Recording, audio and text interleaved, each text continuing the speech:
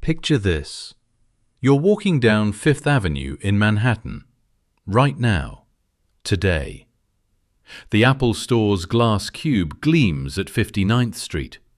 Bergdorf Goodman's windows display $1,000 shoes. Tiffany's blue boxes promise diamonds that cost more than houses.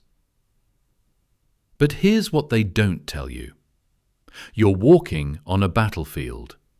Not a metaphorical one. An actual battlefield, where two women waged a war so fierce, so consuming, that it literally moved mountains of limestone and marble. A war that demolished palaces. A war that created the New York you know today. These weren't politicians. They never held office. They couldn't even vote.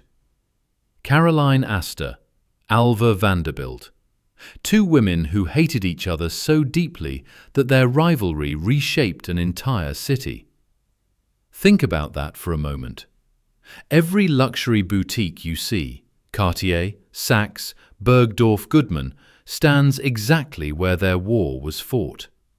The Empire State Building rises from the ashes of Caroline's fortress. The Upper East Side exists because Caroline fled north to escape Alva's assault.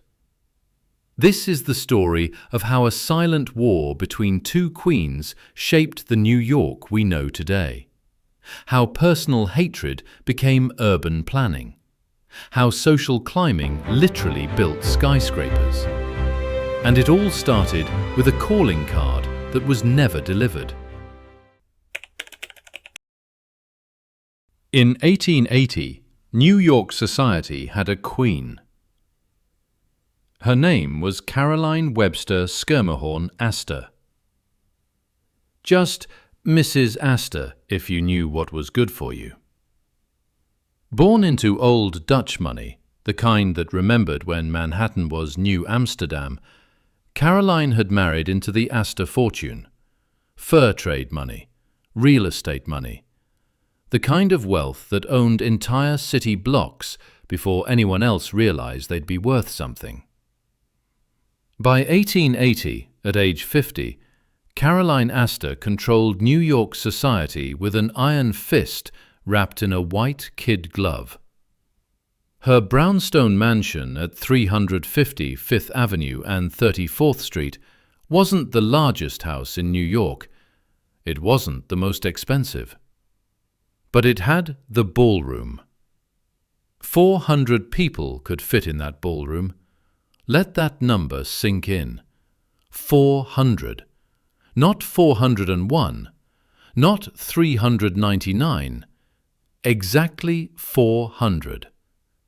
And Caroline Astor decided which 400 human beings in all of New York actually mattered. Her lieutenant, Ward McAllister, made it official. There are only about 400 people in fashionable New York society, he told reporters. If you go outside that number, you strike people who are either not at ease in a ballroom or else make other people not at ease. The 400. Think of it as the world's most exclusive club, where the membership fee was 3 generations of wealth. Your grandfather had to be rich, your father had to be rich, and you had to be rich. New money, railroad money, steel money.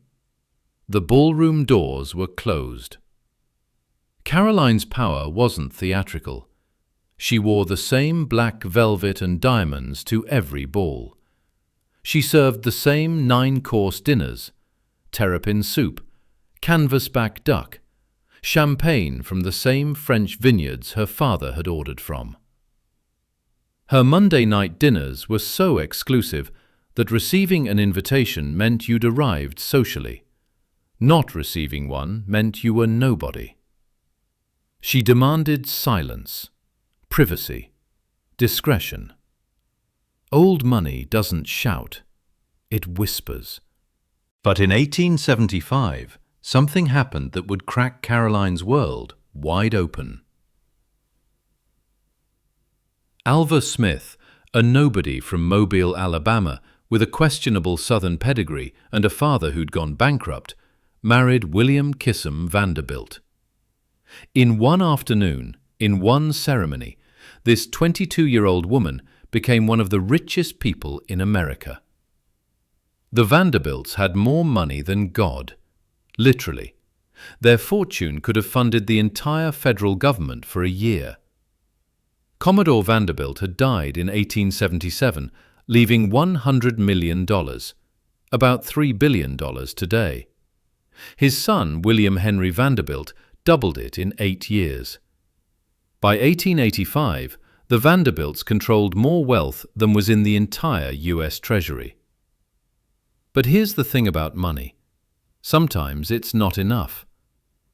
The Vanderbilts were not invited to Mrs. Astor's ballroom. They were not on the list of 400. Their money was too new, too loud, earned from shudder, railroads and shipping.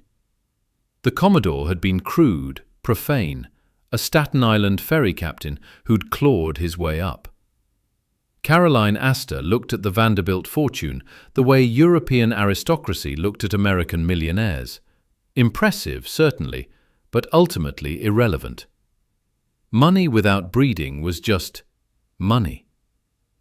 Alva Vanderbilt disagreed, and unlike other new money wives who accepted their exclusion, who built their mansions and threw their parties for other outcasts, Alva decided to go to war. Not a social skirmish, not a polite rivalry. War. "I was determined to crash the gates," she'd later write, "and I knew exactly how to do it." Caroline controlled tradition. Alva would weaponize spectacle. Caroline whispered. Alva would scream. The battle for Fifth Avenue was about to begin. Alva's first move was architectural. In 1878, with virtually unlimited funds from her husband, she hired Richard Morris Hunt, the first American trained at Paris's École des Beaux-Arts, to build something New York had never seen. Not another brownstone, not another boring box of brick. A chateau, a French Loire Valley castle, in the middle of Manhattan. 660 Fifth Avenue at 52nd Street. $3 million in 1882 money, about $100 million today. Indiana limestone hauled by special trains.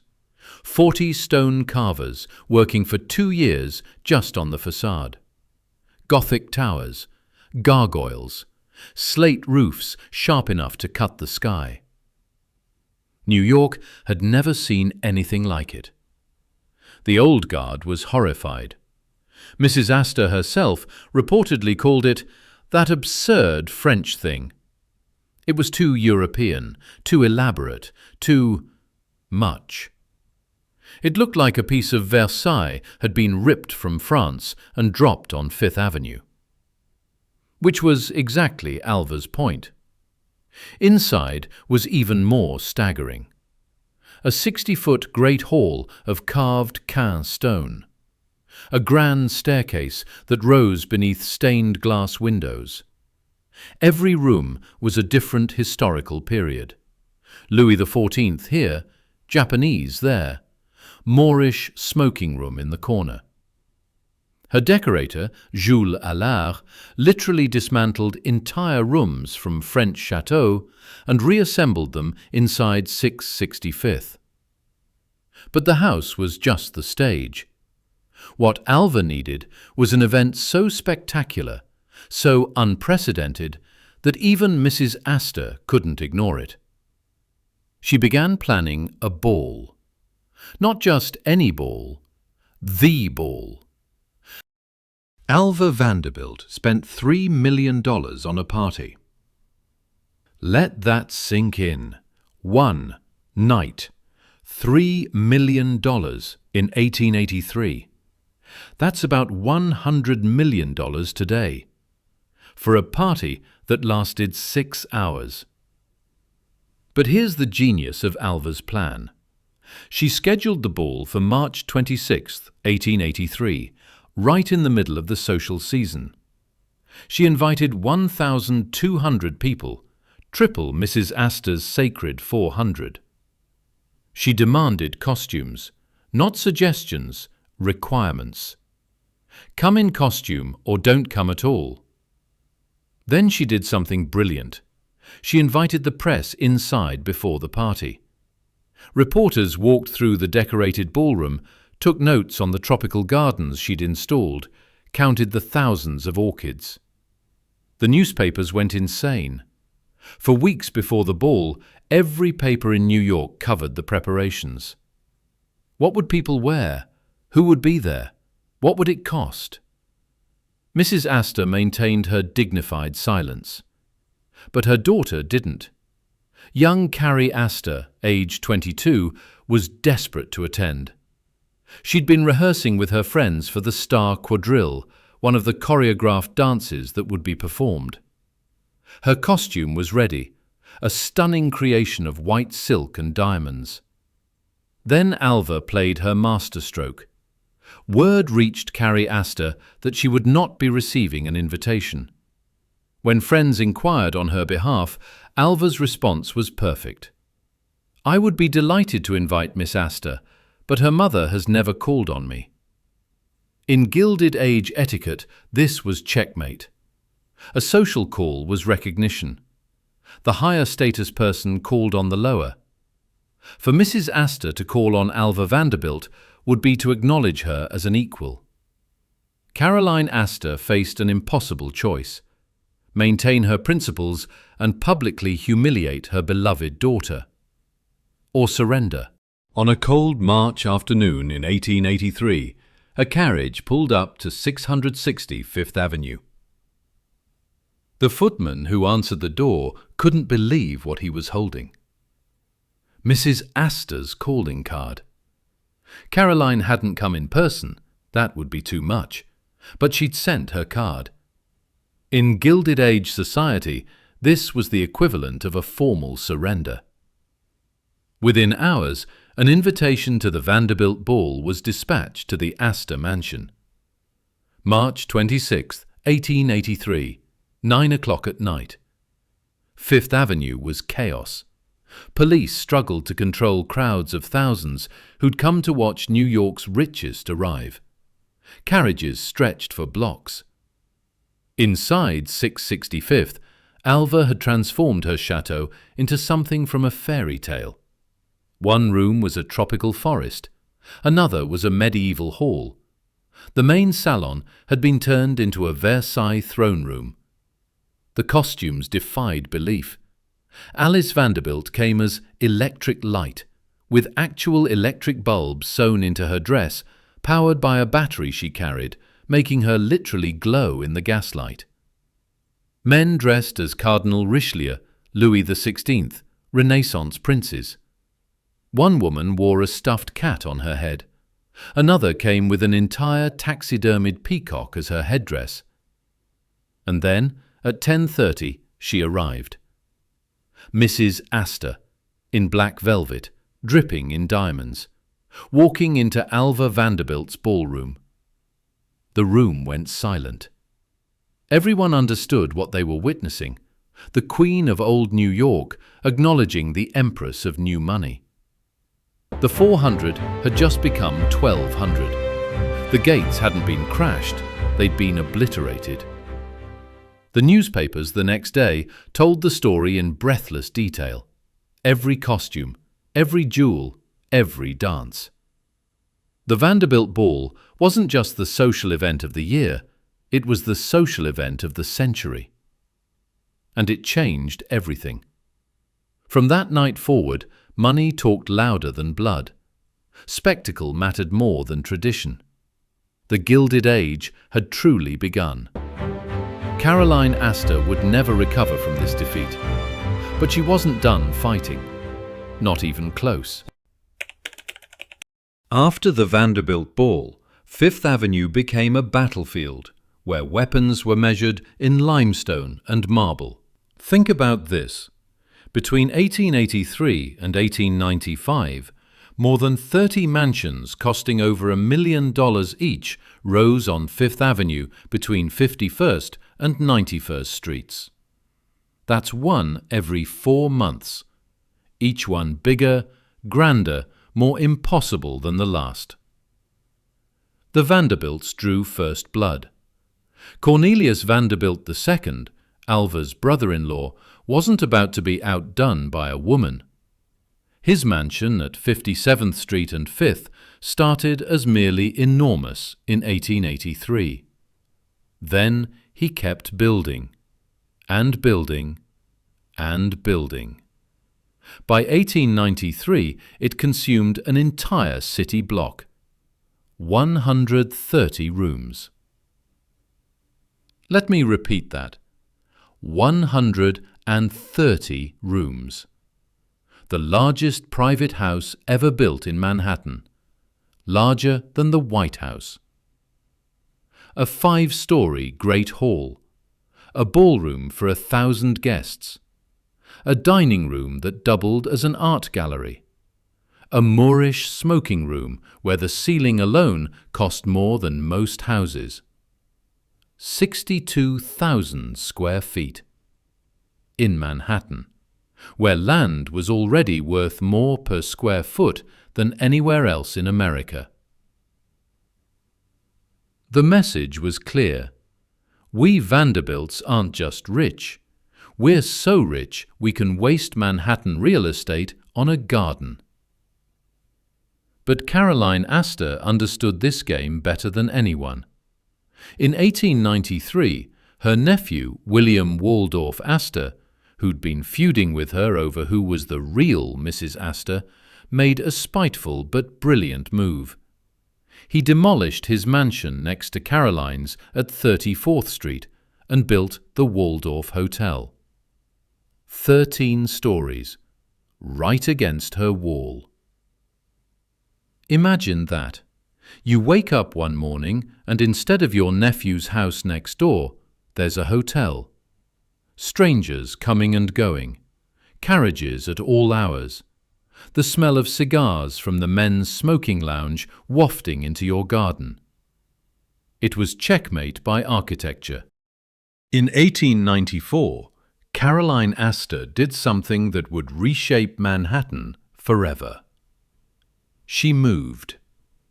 But she didn't just move, she retreated, strategically, magnificently. She hired Richard Morris Hunt, yes, the same architect who'd built Alva's chateau, to create something that would put everyone to shame. 65th Street and 5th Avenue. Actually, 2 mansions designed to look like one. A French Renaissance chateau for her, another for her son John Jacob Astor IV. Connected by a ballroom that could hold, wait for it, 1,200 people. 3 times the size of her old ballroom. 3 times the 400. The message wasn't subtle. But here's what Caroline didn't realize. By moving to 65th Street, she did something more powerful than building a mansion. She moved the center of gravity of New York society 30 blocks north. The Upper East Side, that legendary neighborhood of old money and new museums, exists because Caroline Astor fled the Waldorf Hotel. Within 5 years, every family that mattered followed her uptown. The Carnegies built at 91st Street. So far north it was practically countryside. The Fricks took over 71st Street. 5th Avenue from 60 to 96th became Millionaire's Row. The land values tell the story. In 1890, a lot at 34th and 5th cost $300,000. By 1895, the same-sized lot at 65th and 5th cost $800,000. By 1900, it was $1.2 million. Caroline's retreat had turned into a gold rush. But these weren't just houses, they were arguments in stone. Caroline's mansions whispered French aristocracy, François I period, Loire Valley restraint, the kind of palace where actual kings had lived. The limestone was weathered to look old, the proportions were perfect, classical, eternal. Alva's houses screamed French monarchy. Versailles, Louis XIV, the Sun King who said, "I am the state." Gold leaf on everything. Marble that cost more per pound than silver. Rooms where the ceiling paintings alone took Italian artists 2 years to complete. Every architectural choice was a social statement. Caroline used dark wood. It suggested age, permanence, generations of ownership. Alva used white marble. It gleamed with newness, possibility, the future. Caroline's rooms were intimate, designed for whispered conversations. Alva's were vast, built for spectacle and crowds. When Alva built Marble House in Newport, her summer cottage, she spent $11 million. The dining room was carved from a single block of yellow sienna marble. The ballroom's gold leaf was so thick you could scratch your initials in it. It was a temple to excess. Caroline responded by making her Newport house, Beechwood, deliberately modest. The message, real aristocracy doesn't need to show off. But here's the irony that neither woman saw coming. All those mansions, every single one, were doomed. William K. Vanderbilt's 665th Chateau, demolished 1927. Cornelius Vanderbilt II's block-consuming palace, demolished 1927. Caroline Astor's 65th Street fortress, demolished 1926. Her original mansion at 34th, it became the Empire State Building. Today, if you want to see what these palaces looked like, you have to go to Newport. The Breakers, Marble House. They survived because they were summer toys, not serious houses. The buildings that were meant to last forever, the ones that cost millions, the ones that were supposed to establish dynasties, they're all gone. In their place, Bergdorf Goodman, Tiffany & Company, Cartier, the Apple Store. Commerce won. Commerce always wins. But not yet. First, these two women had to finish destroying each other. In 1895, Alva Vanderbilt did something that should have destroyed her. She divorced William K. Vanderbilt on grounds of adultery in public. Let that sink in. This was 1895. Divorce was social death. Women who divorced were erased from guest lists, expelled from society, treated as if they'd contracted a contagious disease. Even women who were cheated on, beaten, abandoned, they stayed married, because the alternative was exile. Alva didn't care. She kept the house at 665th in the settlement. She kept Marble House in Newport. She kept custody of their 3 children. And most shocking of all, she kept her social position. How? Because Alva understood something Caroline never did. Society was changing. The old rules only worked if everyone agreed to follow them. Break them spectacularly enough, publicly enough, and you could write new ones. Within a year, she remarried. Oliver Hazard Perry Belmont, her ex-husband's friend. Mrs. Astor was appalled. Certain women, she said in her only public comment on the matter, employ undignified methods to attract a following. But Alva wasn't trying to attract a following anymore. She was building an empire.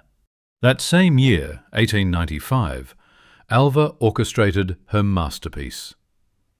She married her 18-year-old daughter Consuelo to the 9th Duke of Marlborough. Consuelo was in love with someone else. She begged her mother to cancel the engagement. Alva's response?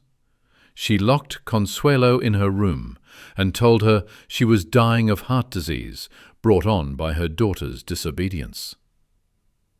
"I don't ask you to think," Alva told her. "I do the thinking. You do as you're told." November 6, 1895, St. Thomas Church. The Duke received $2.5 million in railroad stock, about $90 million today, plus an annual income of $100,000. Consuelo received a title, Her Grace the Duchess of Marlborough. An American Vanderbilt was now British aristocracy. But here's the genius of Alva's plan. This wasn't just about Consuelo.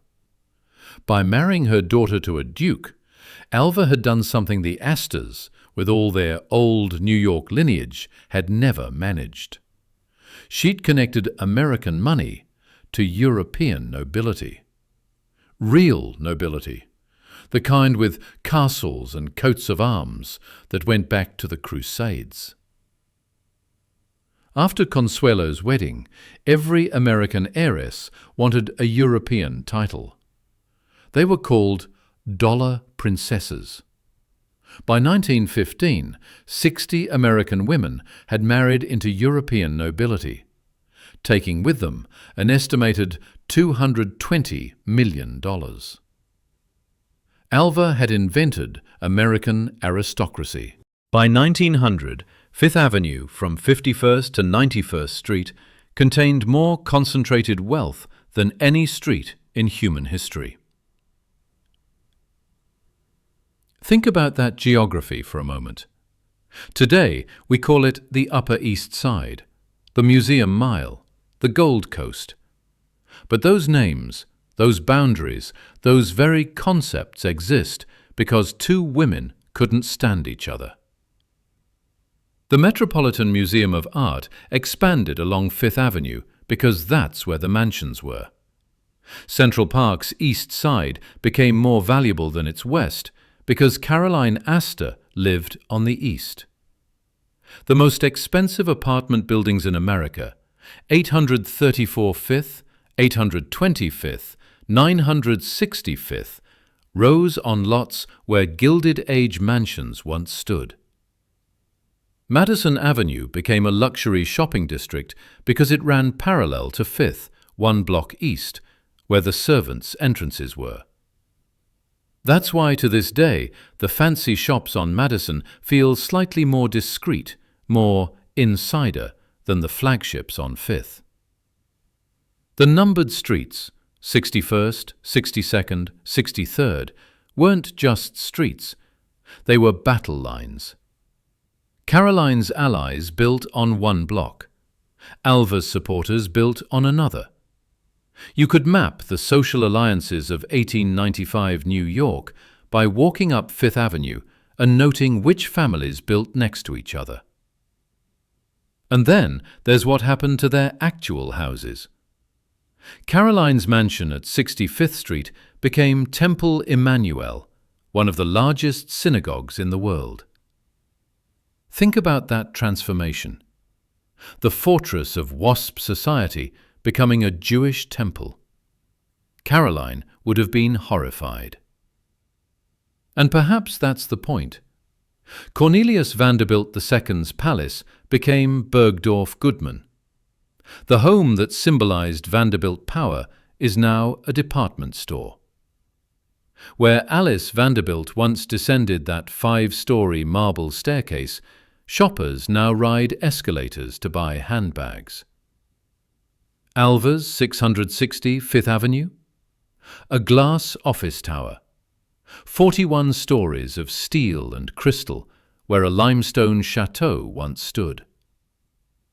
But here's what's remarkable. The businesses that replace the mansions aren't random. They're luxury businesses. Cartier, Tiffany, Bergdorf. The kind of stores that sell $1-million necklaces and $50,000 watches. The mansions are gone, but the money remains. The families are gone, but the exclusivity remains. Fifth Avenue is still the most expensive retail street in the world. Still the place where impossibly wealthy people spend impossible amounts of money. Still the battlefield. Except now, the war is between luxury brands, not society queens. Caroline and Alva's war ended, but it never really stopped. It just changed uniforms.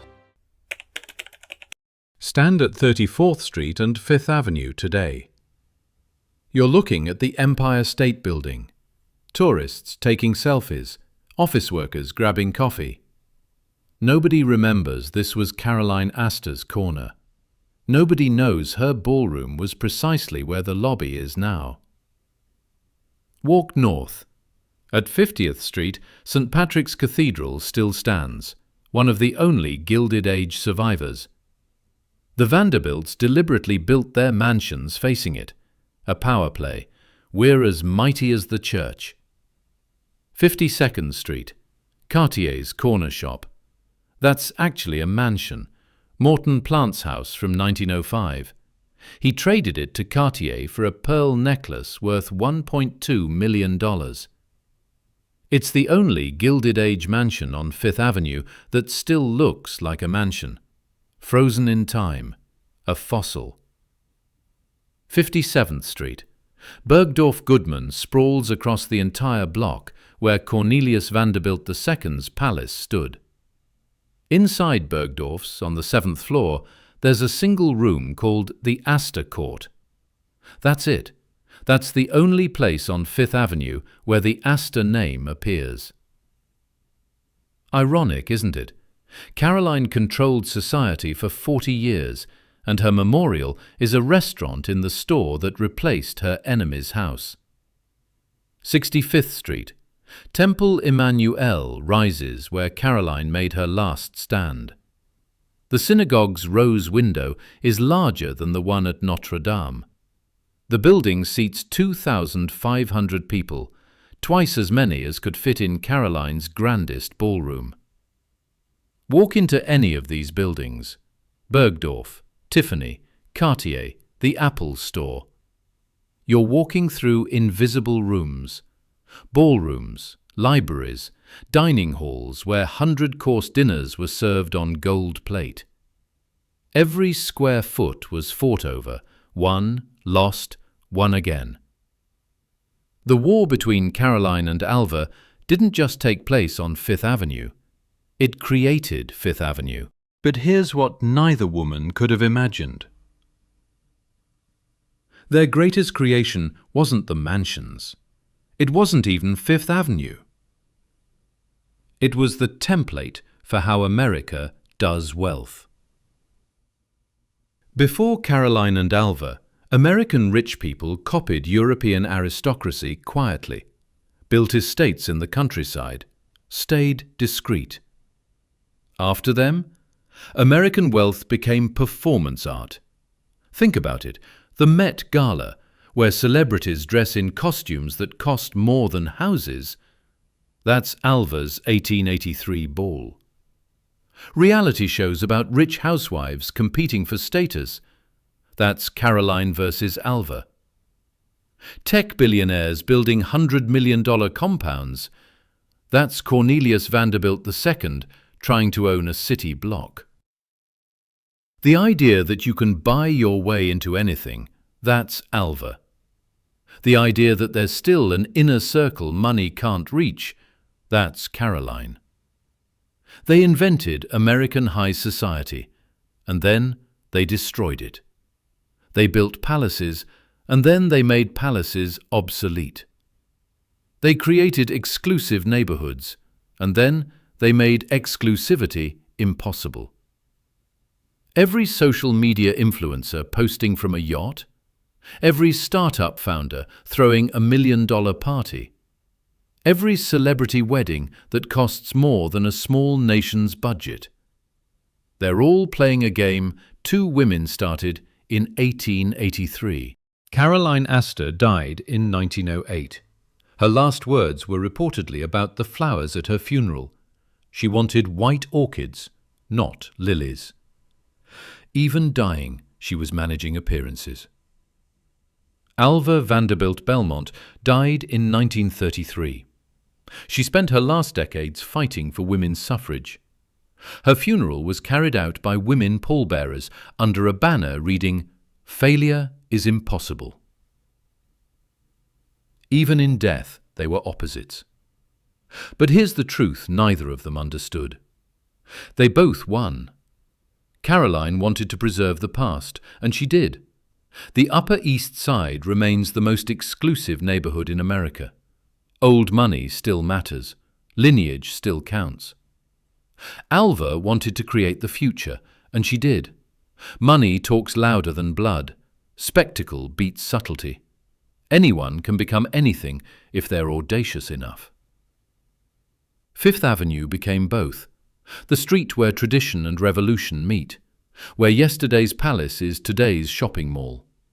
Where old money and new money are equally welcome, as long as the credit card clears. Stand on Fifth Avenue today. Look up at the towers of glass and steel.